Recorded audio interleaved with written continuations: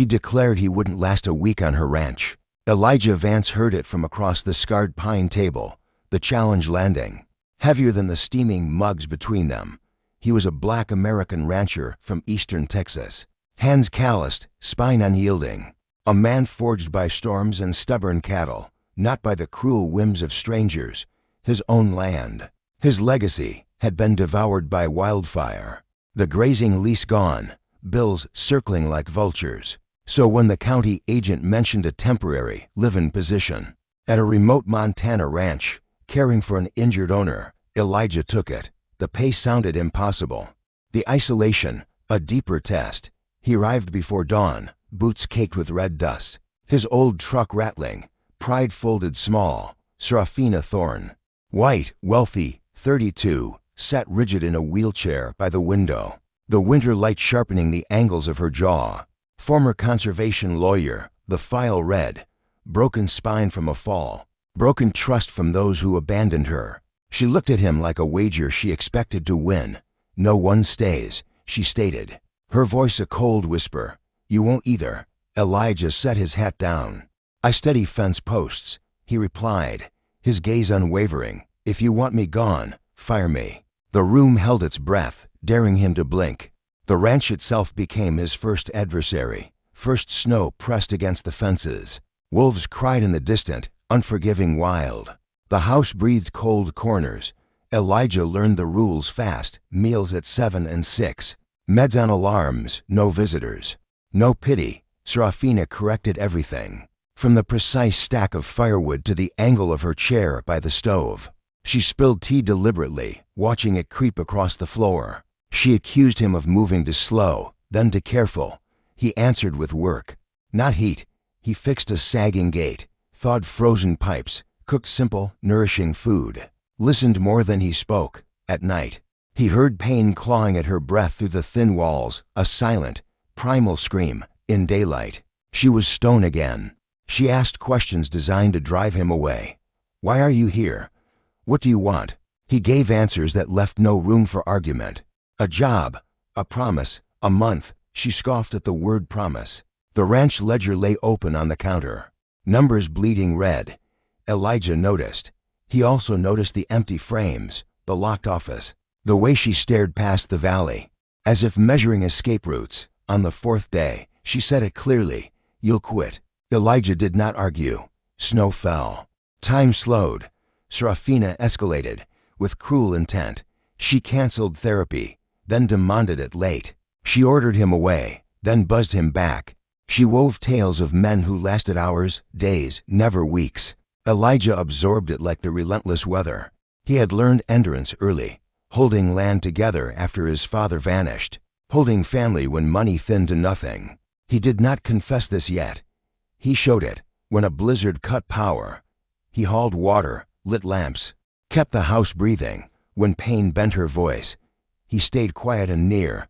He never hovered. He never fled. The 5th night, nerve fire woke her, screaming. He came without asking, his strong hands grounding hers, counting breaths, waiting the storm out. She said his name wrong first, then right. In the morning, she pretended nothing happened. He pretended to. But the ranch noticed anyway. The dog settled. The wind eased. At breakfast, she asked a new question, softer. Why stay? Elijah answered carefully. Someone has to. The sentence left a profound space. Viewers might debate what he meant. Serafina did not. She watched him longer than necessary, as if testing gravity itself. Outside, the mountains listened, fences creaked, and the future leaned closer, undecided, waiting for them both, without a verdict. Yet, by the end of the week, routines hardened into unspoken lines neither dared to cross. Elijah worked from dawn to dusk. Serafina tested him less, studied him more. She noticed his brief pause before touching her wheelchair, the way he asked permission with his eyes. She noticed he never asked about her wealth. He noticed the ledger improve, the office door unlock. Just an inch. He noticed the photograph she finally faced, a younger Serafina, standing tall beside a rushing river. Boots muddy, smile real. She caught him seeing it and did not snap. Instead, she offered a fragment. The fall was fast, the rescue slower. the leaving, fastest. She hated how care had turned her into a lesson. Elijah listened, careful not to rescue. "You're not a lesson," he said, his voice a quiet anchor. She flinched, then breathed. That night, she said the line again, quieter, "You won't last." Elijah answered with action. Mending a saddle, sharpening tools, staying. Viewers will debate whether staying is strength or fear. This chapter leaves that open. Snow melted, paths appeared. The ranch held its breath. Some will side with her caution, others with his patience, and many will recognize themselves inside the question, arguing softly, loudly, endlessly tonight under comment threads, proving stories travel farther. Chapter 1 ends without peace. The ranch stands between them, a place that remembers promises and breaks liars. Elijah writes his mother a short note, says work is steady, omits the cold. Serafina wheels to the window and measures the week against her rule. She does not fire him. He does not celebrate. Instead, they share a silence that feels chosen. Tomorrow will bring harder tests, buried histories, and a line neither expects to cross. For now, the hook holds, a black rancher who refuses to leave, a white woman who dares him to. Viewers will ask who owes whom, whether care can turn into control, whether staying heals or traps. Elijah sleeps light, ready. Serafina dreams of standing, then wakes angry at hope. Outside, the land waits. 8 chapters will grow from this ground. But the seed is set. Someone said he wouldn't last. He is still there. Comment below. Where do you stand? Would you stay and fight, or walk away? And what price should endurance demand from justice, dignity, and survival against systemic oppression? Because the answers will shape what comes next. In this story, your voice matters. Argue, reflect, disagree. Return tomorrow. Bring friends, share truths, challenge comfort. Keep watching together. Dawn broke, painting the city in stark, unforgiving light. The kind that made the beacon, their community legal clinic, look honest about how much it demanded. Kai was already there, the heart of the center beating before the city stirred. He'd already prepped the community kitchen, organized the day's legal clinics, checked the outreach schedule, crusted with the urgency of a new day. When Eleanor woke, the clinic was already humming. She noticed. She always noticed. She criticized the coffee anyway, said the filing system was wrong, said he'd moved her temporary desk too close to the window. Kai adjusted without comment. The power dynamic, she believed, was still hers, but it no longer satisfied her the way it used to. She'd expected defiance or resignation. Instead, she met an unyielding calm, a bedrock of purpose, and it unsettled her. Her internal battle raged. She accused him of being too idealistic, then too pragmatic, anything to deflect. When he asked what she truly sought, she snapped, "Wanting is the problem." Later, she overheard him on the phone, calmly negotiating with a pro bono lawyer, securing a vital win for a family facing eviction, without fanfare.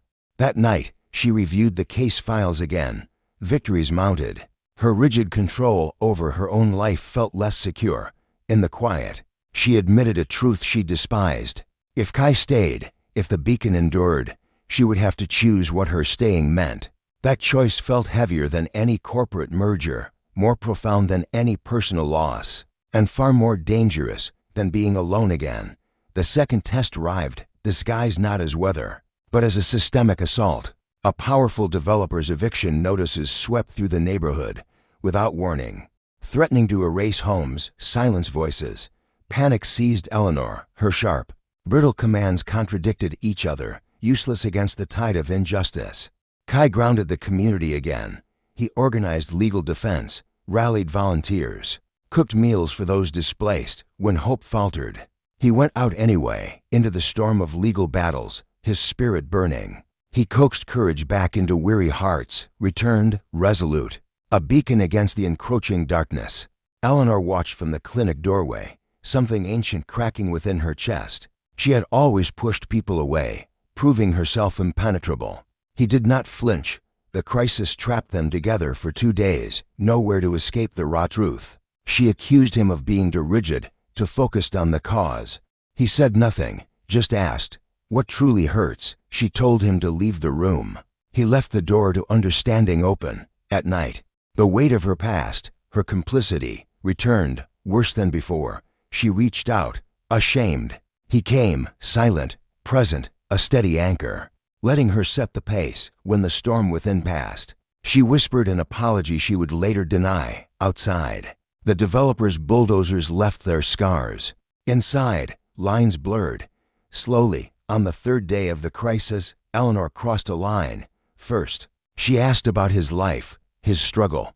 Then, she challenged it. Then, asked again. Kai answered selectively, careful not to turn his story into a lecture, but a shared truth. He spoke of ancestral lands lost, of communities displaced, of countless nights spent rebuilding what systemic forces had broken. He did not mention the legacy of his father's activism yet. She found herself organizing his scattered notes, a silent act of solidarity, a shared remembrance of work that mattered. She confessed a fragment of her own complicity, then retracted it, daring him to judge. He did not. That unwavering integrity frustrated her more than any argument. She tried a new tactic, offered more resources to expedite the legal battle, hoping to shorten her own involvement. He refused. She asked why. He said, because cutting corners, leaving early, feels like lying to the people we serve. The word landed. Lying had cost her everything. That afternoon, she wheeled into her old corporate office and unlocked drawers she hadn't touched in months. Old, ethically dubious case files stared back. Ghosts of a hollow purpose. She slammed the drawer shut, angry at the flicker of real hope Kai had ignited. Commenters will argue, should Kai have taken the easy win? Eleanor wondered the same, alone, staring at the city lights. The community, the beacon, began to respond to their rhythm. Voices grew stronger, paths cleared. Eleanor noticed. She slept deeper when Kai stayed late in the clinic, not hovering, just present, a guardian of justice. She tested boundaries again, sharper this time, accusing him of pity.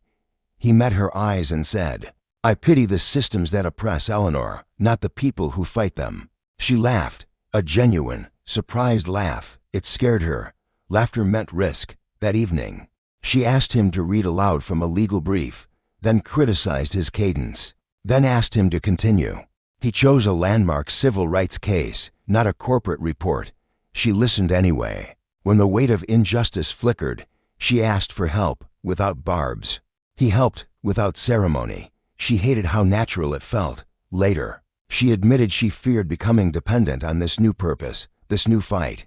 He replied, dependence on a cause isn't weakness, Eleanor. It's the foundation of trust, of collective power. Silence followed, thick and thoughtful. Viewers will debate that line. Does trust a man's surrender of self? Is reliance a weakness in the fight for justice? The story does not answer yet. Outside, the immediate crisis passed. The eviction notices were fought. Some victories won. Eleanor did not send Kai away. Kai did not relax. Both knew the next test wouldn't be external pressure, but choice. The week ended with a decision postponed. A letter arrived from a powerful corporate foundation Eleanor once advised, inviting her back to a lucrative, remote role. She scoffed, then reread it, her old world beckoning. Kai pretended not to see. She asked what he thought. He said, it sounds like a door, Eleanor, not a demand. She snapped that door's always closed on her. He replied, some reopen. If you push from the right side, the side of justice. That night, she dreamed of standing tall, of leading a movement. She woke, furious at the dream's audacity, then wheeled to the clinic window and watched Kai, under the streetlights, organizing a late-night community meeting. He worked like someone who expected the world to answer, to bend towards justice. She realized then, the true danger wasn't that Kai would leave. It was that she might ask him to stay, and in doing so, commit herself fully to the fight. Chapter 2 closes on that thought, unresolved. Viewers will split, some warning Kai, some urging Eleanor to embrace her true calling. The beacon holds the secret between them, patient, waiting, as stories of justice always do, for the next choice to carve the path forward. The third week at the sanctuary began with a choice Anya swore she wouldn't make. She waited for Kofi at breakfast, not for the sustenance, not for the solace, but for him. When the clock's shadow stretched past 7, and the chair across from her remained empty, A familiar fire ignited within her, sharp, swift. She told herself it was about the rhythm, the discipline, the order they had painstakingly built, nothing more. When Kofi finally entered, his jacket still dusted with the morning's chill, his breath a visible cloud, she snapped, "You're late." He said he'd been reinforcing the perimeter, securing their haven before the false promise of a thaw could loosen their foundations. He apologized once, simply, then sat, standing by the counter, as was his custom. His apology unsettled her more than any defiance could have. It spoke of accountability, not submission. Throughout the morning, she watched him work with that quiet, unwavering competence that had begun to feel like an anchor. And that scared her. People who felt permanent eventually left the front lines or were taken. And the longer they stayed, the deeper the wound when they were gone. During her session, a grueling mental exercise to rebuild her resolve, she pushed too hard, refused breaks, then collapsed, overwhelmed. He stopped her, gently, firmly, his hands a steady presence. She accused him of treating her like fragile glass. He met her gaze. "I treat you like someone worth protecting, Anya. Someone vital to this fight." The words hung in the air. Protection had always come with a price, with strings attached, with expectations. She braced for them. They never appeared. That afternoon, the past arrived uninvited, in a sleek, black SUV that climbed the dusty path to the sanctuary. It was glossy, out of place, a stark intrusion. Anya stiffened, a primal warning before Kofi even saw it. He asked if she wanted privacy. She said no, then changed her mind, then froze. The man who stepped out moved with practiced confidence and a veneer of careful sympathy. Julian Thorne, her former fiancé. He spoke her name like a rehearsed apology, a hollow echo from a life she had abandoned for the cause. Kofi stayed back, hands visible, giving her space, but his presence was a silent shield. Julian offered closure, said he'd been thinking of her, said seeing her like this had been hard. The words landed, cruel and condescending. Without intent, Enya's face, a mask of steel, closed off. She dismissed him with clipped, icy grace, retreating inside before her hands could betray her tremor. Kofi escorted Julian Thorne off the property. Without threat, without warmth, when he returned, Anya was in the dark, blinds drawn, her breath shallow, ragged. She accused Kofi of enjoying the spectacle, of relishing her vulnerability. He said, "I enjoyed you not being alone." She broke then, just a little, the anger, a thin veneer, cracked, revealing the raw grief beneath. She admitted she hated how abandonment, by allies, by the system, by her own past, made her doubt her very purpose. Kofi listened. He did not offer platitudes or quick fixes. He asked, "Do you want tea, Anya?" She whispered, "Yes." Viewers will feel the pull here, the intrusion that tests loyalty before love ever names itself, before the cause can fully heal. The night brought consequences. The pain surged again, sharper, meaner. Fed by the stress of the day, Anya fought it until she couldn't. Then she buzzed Kofi, shame, a bitter thread, laced through the sound. He came quickly, steady as before. This time, she did not order him away. She spoke through clenched teeth, confessing a fear she had never dared to name. That if she healed enough to be useful, the system would take credit, co-opt her message. If she did not heal, they would leave her behind, forgotten. Kofi answered with an honesty that risked rejection, that risked everything. He said, "Staying here, Anya, staying in this fight, does not require you to be anything but present, anything but true to yourself." She accused him of lying, of offering false hope. He said, "I can leave, Anya, if you want me to." She did not say yes. She did not say no. She gripped his sleeve instead, grounding herself through the wave of despair. When it passed, a silence filled the room, heavier than pain, yet strangely comforting. He asked permission before adjusting her blanket. She nodded. The respect in that moment, the affirmation of her agency, mattered more than any physical comfort. Commenters will argue whether intimacy has crossed a line. The story lets that question breathe. Unresolved, dangerous, real. Morning arrived, softer, hesitant. Anya avoided him at first, then, finding her voice, asked him to join her. Outside, The last vestiges of snow had retreated, revealing the rich, dark mud beneath, and the promise of new growth. She confessed the visit had reopened wounds she thought had scarred over, wounds from battles long past. Kofi shared something new in return, a vulnerability she hadn't seen. He spoke of his father leaving, not with bitterness, but with the quiet weight of having filled a gaping void too early. He said staying had become his reflex, his duty, even when it cost him. Anya heard the warning inside the confession. Staying could be love, staying could be habit, a trap. She challenged him. Imagine leaving, Kofi, on your own terms. What would that look like? He admitted he didn't know how. That raw honesty tightened the invisible thread between them. Later, she surprised him by attempting her mental therapy alone, insisting he spot her, but not touch. She failed, caught herself, tried again. When she succeeded, holding her focus for seconds longer than before, she smiled despite herself. He did not clap. He met her eyes, and a profound, silent pride passed between them. Retention lives in these quiet victories, earned, fragile, profoundly human. The chapter ends with a choice deferred again, but heavier now, laden with consequence. Anya receives an email confirming an advisory role with the National Human Rights Council. Real this time, with expectations attached. Kofi receives a call from a neighboring community, offering leadership for a new outreach program. Good pay, immediate start, a chance to build something new. Neither tells the other at first. The audience knows both doors are open. That tension keeps them watching. Dr. Reese Thorne, once a titan in the courtroom, now listened to the old community center the way she once read a jury, every creak, every sigh. A tell. She sensed a shift in Kellen, subtle but profound. He moved differently this morning, not distracted, but burdened, as if carrying the weight of generations. At breakfast, she almost asked, then didn't. Control had always been her fortress, but this armor felt heavier than usual. During her physical therapy, she pushed herself relentlessly, refusing breaks, refusing Kellen's offered hand, trying to prove something she couldn't yet articulate. Kellen, ever watchful, said little. When her wheelchair nearly tipped, he caught her without a flicker of hesitation. Reese snapped, "Don't touch me." He released instantly, apologized, stepped back.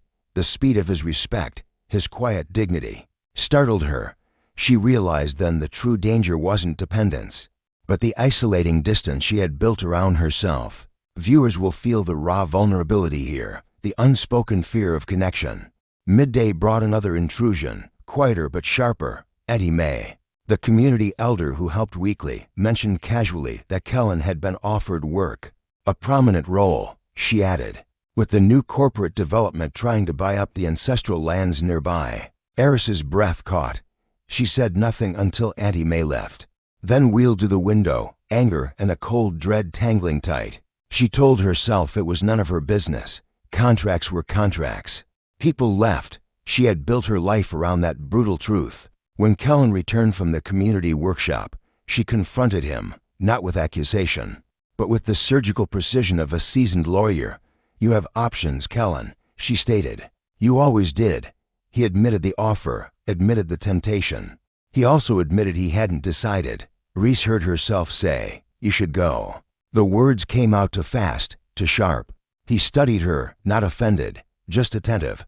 He asked, "Do you want me to go, Dr. Thorne?" She answered with law-trained clarity, "I want you to choose." The room held its breath.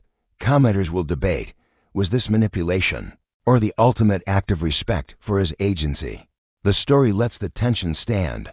The afternoon unraveled old patterns. Reese withdrew, locking herself in the archive, drowning in the legal precedents she once mastered, seeking purpose in the past. Kellen kept working, repairing the old community garden fence, grounding himself in tasks that answered back. He remembered seasons when staying meant survival, not love. He wondered if staying now would be avoidance, dressed as loyalty to a cause that wasn't his. That thought scared him. At dusk, a struggling sapling, a rare heritage plant, was found wilting in the garden. Kellen worked fast, steady hands doing what they knew. Reese watched from the porch, heart pounding, seeing life demand presence without permission. When Kellen finally stabilized the fragile plant, something loosened in her chest. She wheeled closer, asking questions she had not allowed herself to ask about the land, about the community's history, about the fight for their roots. He explained simply, without impressing. She saw then how staying here cost him too, how choice was never clean. That awareness shifted her anger into something heavier, more honest. Night fell with unfinished sentences between them. Her chronic pain flared again, but milder, manageable. Reese refused Kellen's help at first, then relented, embarrassed by her pride. Kellen helped without comment, treating her pain like weather, not failure. In the quiet afterward, she said something reckless. "If you leave, Kellen, I will manage." He nodded. She added, "If you stay, I don't know what I become." He answered with a truth that risked everything. "Neither do I." The admission leveled them. This was not rescue. This was uncharted territory. Viewers feel the hook tighten here, sensing the story refusing easy answers. Trust grew, not through promises, but through shared uncertainty. Morning brought consequences. Kellen answered the call from the corporate developer, asking for time. The offer was oppressive. The money talked, but he did not commit. Reese overheard enough to know the door remained open. Instead of bracing for his departure, she surprised herself by doing something bold. She accepted an advisory role on a national civil rights task force, scheduling a virtual meeting, reclaiming a piece of her former power. She told Kellen afterward, her voice steady. He congratulated her, genuine pride shining through his restraint. She wondered if she was pushing him away to prove she could stand alone. He wondered if her renewed strength was making room for him, or closing it off. Both questions kept viewers leaning forward, debating motives, picking sides, replaying scenes. The chapter closed with a quiet, dangerous intimacy. At sunset, Reese wheeled to the community garden. Kellen walked beside her, not behind. She confessed, "I've always measured love by how much it hurts to lose." He countered, "I measure it by what it builds while present." Neither claimed victory. The ancestral land listened. Chapter 4 ends without resolution, only momentum. To people choosing not to choose yet, knowing delay had a price. The audience stays because the cost is rising, and because staying, once simple, has begun to demand courage from them both. The historic community center no longer felt neutral. Every room carried intention now, every silence pressed with meaning. Cullen woke before dawn again, but this time he did not move right away. He lay still, staring at the ceiling, listening to the wind test the old walls. Choice had weight. Staying was no longer default. Leaving was no longer escape. Outside, a truck passed on the distant road, the sound fading like a reminder that the world kept moving, whether he decided or not. When he finally rose, he found Dr. Thorne already in the kitchen, coffee untouched, gaze fixed on the horizon. She did not look at him. He noticed how her shoulders held tension differently now, not defensive, but braced. They spoke of small things, the weather, the community garden's progress, the advisory meeting scheduled for noon. Avoidance became a shared language. Viewers feel the stretch here, the slow tightening before a snap, knowing something must give soon. The advisory meeting cracked her open in ways she did not expect. The screen flickered, a mosaic of faces, some familiar, etched with the weight of shared battles. Others new, their eyes fixed on Dr. Lena May DuBois. Once, they deferred to her wisdom. Now, they watched, hungry for her leadership. She spoke, her voice a clear, resonant bell, surprising even herself with the wellspring of purpose that surged back, bittersweet and sharp. When the virtual meeting concluded, a ripple of applause, muted but heartfelt, crossed the screens. Dr. Lena May closed her laptop, the silence of her study heavy around her. She sat, perfectly still. Elijah Vance, listening from the hall, did not intrude. When she finally called him in, her voice was not triumphant, but raw with a confession of fear. "If I step back into this fight," she admitted, her gaze unwavering, "I might not need you in the way I did before." It was not a dismissal. Yet, it landed with the weight of one. Elijah met her eyes, his answer honest. "Profound, needing isn't the same as choosing, Lena May." She nodded slowly, absorbing the truth. The camera holds on her face, a moment of profound uncertainty. Viewers will rewind, dissecting that line, debating the very nature of love and partnership. But the urgent call of the Freedom Haven Community Land Trust shattered the introspection. A section of the vital community garden fence, weakened by thawing ground, had collapsed. The precious heirloom crops, the heart of their food sovereignty, were exposed. Elijah moved, his body a blur of muscle memory, already anticipating the repair.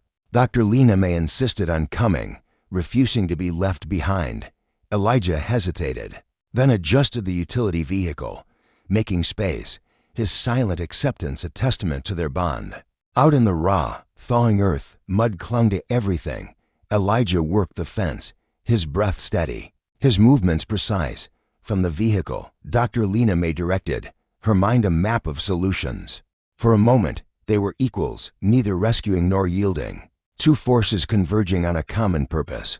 A luxury sedan slowed on the road, a stranger watching the scene, their curiosity a sharp, unwelcome intrusion. Dr. Lena May felt exposed, a vulnerability she loathed. Elijah noticed. Without a word, he shifted, his broad frame subtly blocking the view, a quiet shield. That unspoken protection stirred something dangerous, exhilarating in her chest. Not dependence, but a fierce, burgeoning desire to trust. The fence held, the crops were secured. The immediate crisis passed, leaving a stark clarity in its wake. That night, Dr. Lena May asked Elijah to stay longer, in the warm glow of the living room. She did not frame it as need. She framed it as company. He agreed. They spoke of the land, of courtrooms, of the strange, alchemical way power felt when you lost it, and found it again. Dr. Lena May admitted she had once believed independence meant never asking for help. Elijah countered that true independence also meant choosing, with fierce intention. Who stood beside you?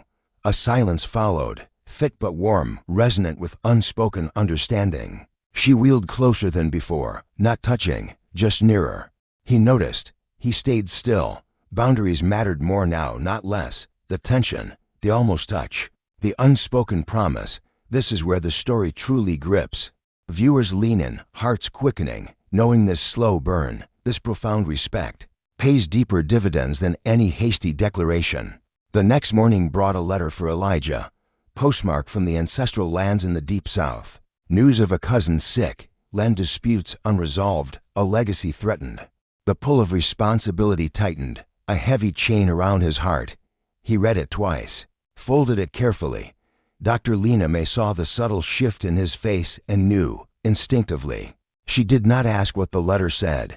Instead, she offered something harder, a profound act of liberation. If you go, she said later, her voice a whisper, I won't make it mean abandonment. The words cost her, a visible effort. He heard the sacrifice in them. He thanked her, not promising anything. That mutual restraint, the fierce refusal to trap each other, deepened what they were building more profoundly than any confession ever could. The chapter closes on parallel motion, a cinematic split screen. Elijah stands in the pasture at dusk, phone in hand, weighing duty against choice, his silhouette stark against the fading light. Dr. Lena May wheels through the house alone, practicing standing at the counter, studying her reflection, refusing to call out for help. Both are learning the same lesson from different sides of the struggle. Strength is not isolation. Love is not captivity. Chapter 5 ends with a sharpened uncertainty, stakes raised to an unbearable height. Viewers stay, compelled, because the story has crossed into the hardest territory, where growth demands loss, and every step forward risks leaving something vital behind. Elijah drives into town before sunrise, the road thawing under his tires, the radio quiet.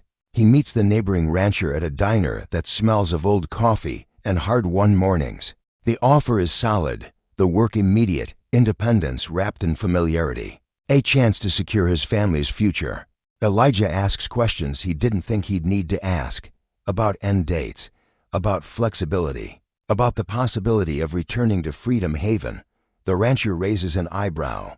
Clocking the hesitation, Elijah does not explain. Back at the trust, Dr. Lena May wakes alone and hates the hollow ache of it. The house feels different when he's gone. She wheels to the kitchen, makes coffee herself, spills a little, a testament to her fierce, unyielding independence. She refuses help that isn't there, control returning with a bite. This is proof I'm fine, she tells herself, her voice echoing in the quiet. The thought rings hollow when Elijah returns, mud on his boots, eyes clearer. She reads the answer he hasn't given yet and braces herself. He says he needs time. She nods, like a judge granting a continuance, then surprises herself by smiling, a genuine, radiant smile. Time, she realizes, her voice soft but firm, is a choice too. That afternoon, the land itself forces truth. A spring storm rolls in hard and fast, rain punching the thawed ground, threatening to flood the lower community gardens, their lifeline. Elijah and Dr. Lena May move without discussion, a practiced, urgent dance. He hauls barriers, his muscles straining. She coordinates calls, her voice crisp, her mind sharp.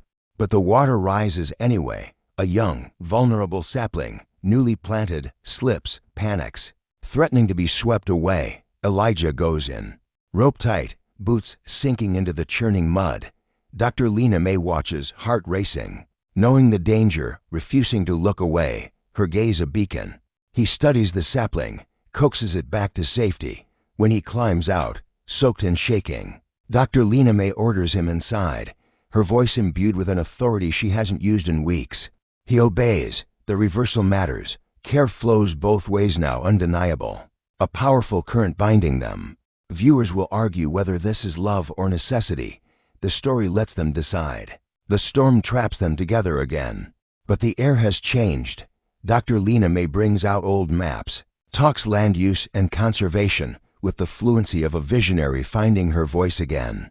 Elijah listens, asks questions, sees her not as a patient, but a partner in problem solving, a co-architect of their future. She sees him not as labor, but as judgment sound and fair. They disagree about a drainage plan, but it's a disagreement born of mutual respect. To mend the fractured trust, not with ego, but with the shared conviction that their intertwined purpose forged a bond, stronger than any fleeting sentiment. When the phantom ache of old wounds flickers, Dr. Lena May Johnson bears it with quiet dignity, a testament to her unyielding spirit. Elijah Vance remains, a steadfast shadow, unasked, unobtrusive. His presence becomes a silent language, their understanding deepening in the unspoken. Evening brings a confession, devoid of drama, rich with shared history. Eli recounts the fight for his ancestral lands, the corporate threats, the systemic neglect that threatened to erase generations. Lena listens, her gaze unwavering, a silent promise of solidarity. She speaks of the national advisory role, the expanding reach of their movement, the potential for wider impact. They acknowledge the crossroads, the path diverging. Without rushing to choose, Lena speaks with a courage that echoes through generations. If you must leave now, I will not mark it as a loss, but as a seed planted elsewhere for our collective liberation. Ellie's response is a vow, etched in resolve. If I stay, it will not be out of fear, but out of an unshakable commitment to this ground, to this fight. They let the words settle, testing their weight against the future. Outside, the rain softens to a hopeful mist. Inside, the hearth of the Freedom House steadies their resolve. The next day, Eli makes a move that surprises them both. He packs a bag, not to abandon the cause, but to return to his ancestral lands for a week, to confront the lingering injustice, to secure their legacy. I will return by this date, he states, his voice firm. Lena hears the date, a lifeline in the storm, and doesn't argue. She asks one question, her voice a steady beacon. Is coming back a promise to me, or a promise to our people? He answers, carefully. A sacred commitment to the movement. The distinction matters. She accepts it. A silent pact. Then, she wheels away to her solitary practice, refusing an audience, pushing her body to stand. He watches from the doorway, a mix of pride and a fierce, protective fear in his eyes. This is the leaving that teaches staying, the story insists. The kind that tests the bonds of solidarity without breaking them, forging them anew in the crucible of struggle. His departure is quiet, no grand speeches, no tears at the gate.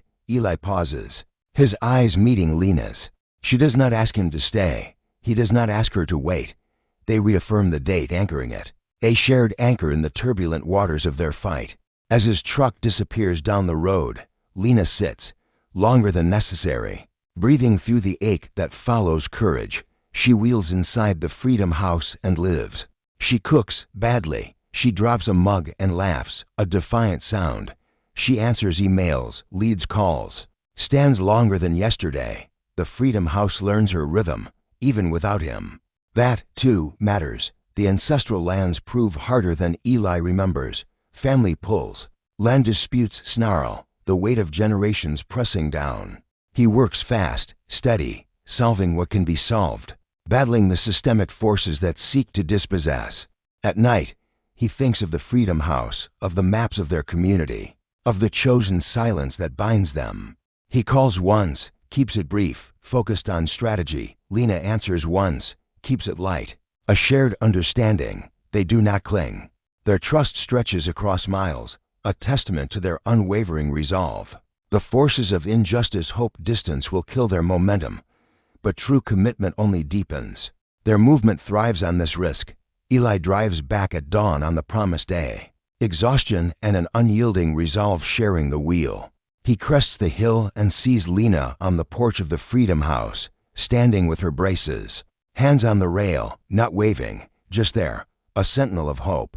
He parks, his heart thrumming a rhythm of homecoming. She holds her stand until he's close enough to see her smile. Not triumphant, but real. A smile of shared purpose, of battles fought and won, of choices honored.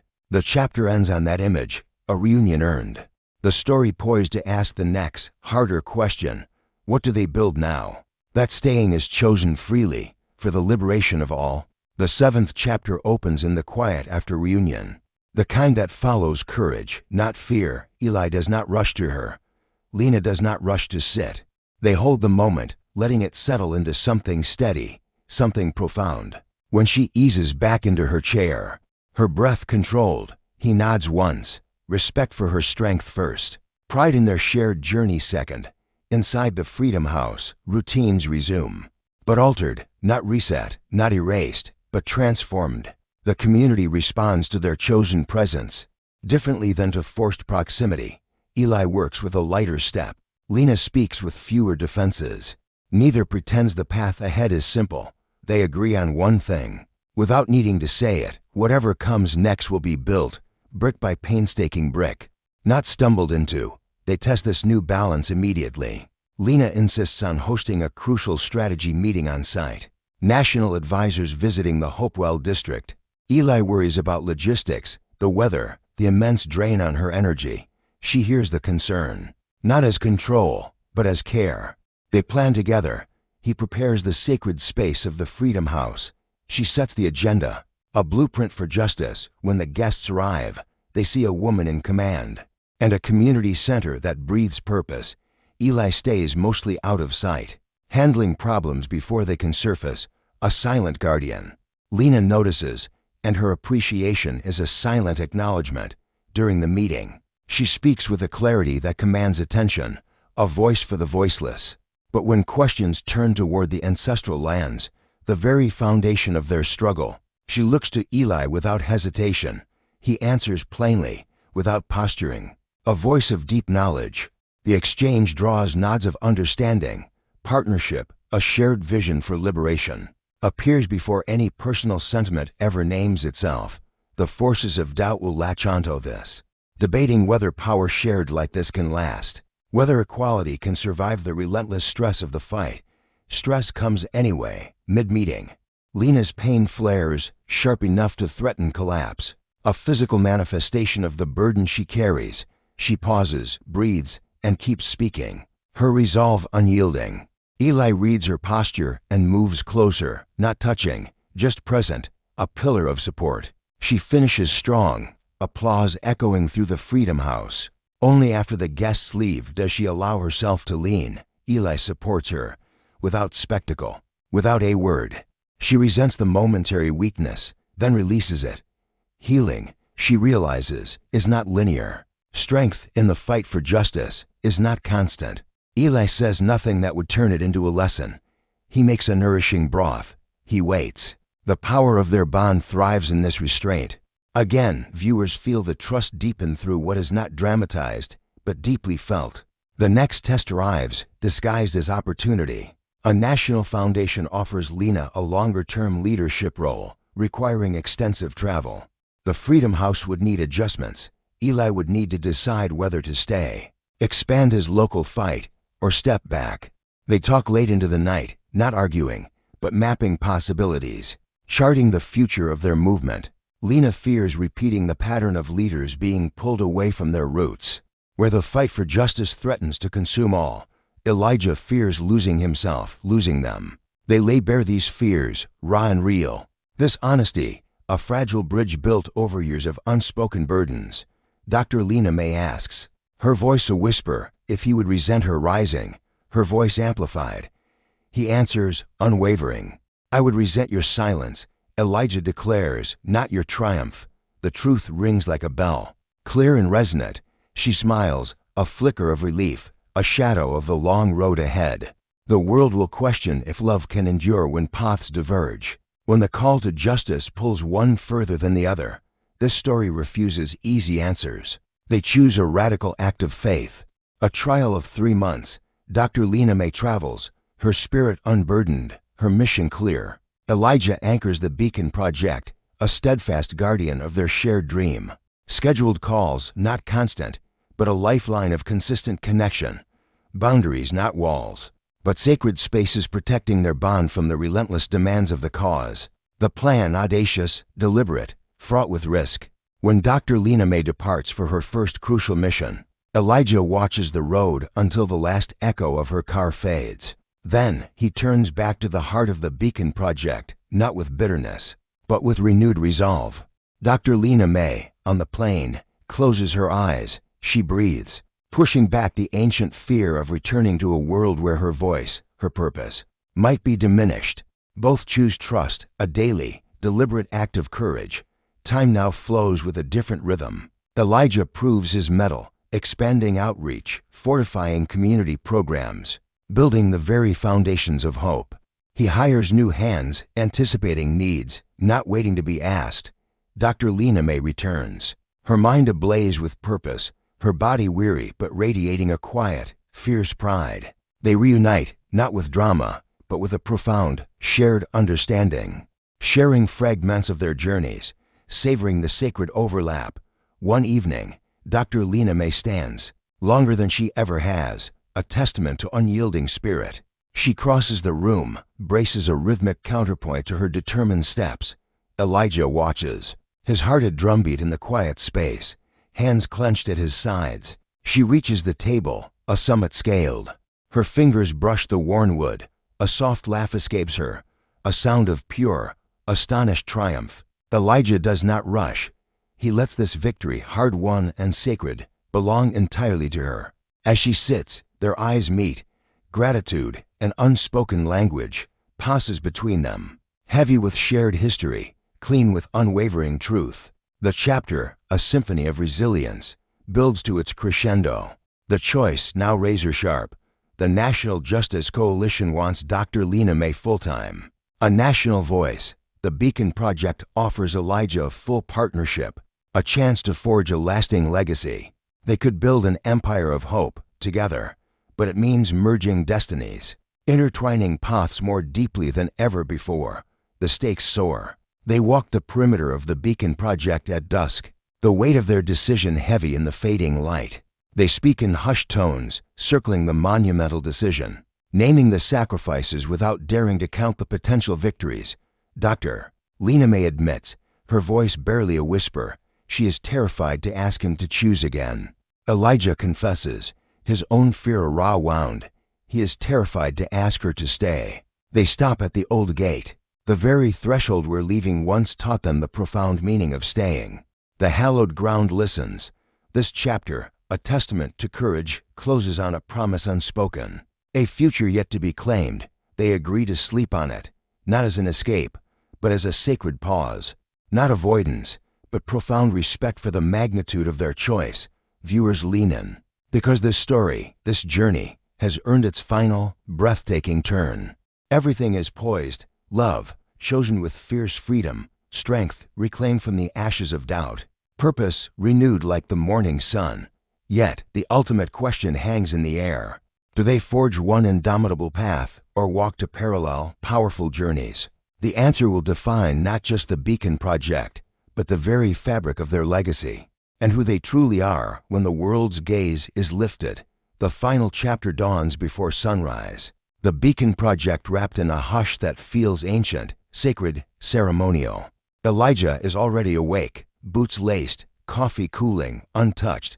Dr. Lena May lies still, listening to the heartbeat of the old building, to the whispers of history, aware that whatever truth they speak today will echo through generations. Long after their words fade, there's no dramatic countdown, no ticking clock of fate, only the profound, earned weight of honesty. When they meet in the kitchen, bathed in the first light, they do not rush to the decision. They start with ritual, the quiet clink of cups, the shared warmth of coffee, the simple grounding of routine, respecting the hallowed ground they've built, brick by painstaking brick, before stepping into the unknown. That deliberate restraint keeps the moment from shattering under the immense pressure. Viewers feel the tension, a palpable hum, precisely because of the profound calm. Calm means real. They walk the sacred grounds of the Beacon Project together as the sun lifts, painting the landscape with the gold of a new dawn. Elijah speaks of expansion, of sustainable programs, of turning the Beacon Project into a living, breathing testament to justice, a place that supports more than just a community, a movement. Dr. Lena May listens, seeing how this vision ignites a fire deep within his soul. She shares her vision for the National Justice Coalition, mobile legal clinics, rural outreach, places like the Beacon Project becoming vital arteries of change, becoming beacons of hope, not forgotten footnotes. Slowly, organically, without force, their paths begin to intertwine, not perfectly, not without sacrifice, but enough to change the world. Dr. Lena May stops near the old gate and speaks the truth she has rehearsed in the quiet chambers of her heart. I don't want a life where you are merely an echo, she declares. Elijah answers, his voice a steady anchor, and I don't want a life where you are a compromise. The words settle. It feels not like a threat, but a sacred standard. The decision forms, not as a grand, thunderous declaration, but as a profound, mutual covenant. Dr. Lena May will accept the national role, with terms she sets: remote leadership, strategic travel, a life lived with purpose, not exhaustion. The Beacon Project becomes a flagship site for her groundbreaking work. Elijah takes the partnership, not as a concession, but as an earned stake in a shared future. They will build here, together, a fortress of justice, with room to soar, room to breathe, room to fight. The choice thrills and terrifies them in equal measure, which, they know, means it is profoundly right. Cynics will whisper if this is too perfect, too clean. But this story grounds itself in relentless work, not fleeting fantasy. They shake hands first, a solemn pact, a quiet ritual of equals, of warriors united. Then, and only then, Elijah pulls her close, his eyes asking a question deeper than words. She nods, a silent affirmation. The embrace is steady, not desperate. Love, forged in fire. Without panic, the rest of the day unfolds with a fierce, unstoppable purpose.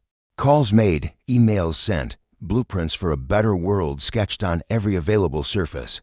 Dr. Lena May leads with the clarity of a prophet. Elijah executes with the unwavering confidence of a builder. The Beacon Project hums with new life. By evening, a profound exhaustion settles in, the good kind. They sit on the porch, watching the sky bleed purple and gold. Dr. Lena May practices standing again, just once, her hand gripping the worn rail. A silent defiance. Feeling the very earth answer her call, Elijah watches, hands at his sides, learning the sacred discipline of not saving, but witnessing. When she sits, a soft, triumphant laugh escapes her, surprised by the impossible distance she has traveled. He smiles, knowing his own journey. His own battles mirror hers. Independence, redefined. Togetherness, a conscious, powerful choice. Night brings a quiet, profound reflection. Dr. Lena May admits she once believed love meant surrender, a silencing of self. Elijah confesses he once believed love meant endless endurance, A joyless burden, they laugh. A shared, knowing sound at the brutal symmetry of their past. They speak of fear openly, not as a confession of weakness, but as a vital act of maintenance. Fear will return. They know this. What matters is how they meet it, together, unyielding, with the light of their shared purpose. The haven, quiet and watchful, no longer a cage of past burdens, but a sacred witness to their rebirth. That difference everything. The final scene, a powerful echo of the beginning, yet profoundly transformed. A new visitor arrives the next morning, drawn by whispers of the Haven's extraordinary mission. Lena greets them, her posture radiating quiet strength. Kale stands proudly beside her, not behind. When the visitor asks how long Kale plans to remain, Lena answers first, her voice a steady beacon. As long as he chooses, Kale adds, his gaze unwavering, as long as we keep choosing. Their words land with the weight of destiny. No challenge, no defiance, just an undeniable truth. The story closes on the land itself, vibrant and alive with purpose. Barriers broken, not mended. Seeds of change taking root. A community thriving, alive with shared intention. Two souls who once measured life by who was forced to leave, now measure it by the unbreakable legacy they forge. Viewers are left with a profound question, one that echoes long after the screen fades. What would you choose if staying was no longer survival, but the ultimate act of freedom? The Haven holds the answer, quietly waiting for anyone brave enough to listen, brave enough to build. If this story ignited a spark within you, please like this video so its message can reach every corner. Share it with someone who believes justice, dignity, and second chances are not just ideals, but our collective responsibility. Still matter, and if you crave powerful narratives like this, subscribe to Black Storytales for more real-life, inspired stories that remind us standing for what's right, even when it's hard, can change everything. Thank you for watching. Stay resilient, and never underestimate the seismic power of one courageous choice.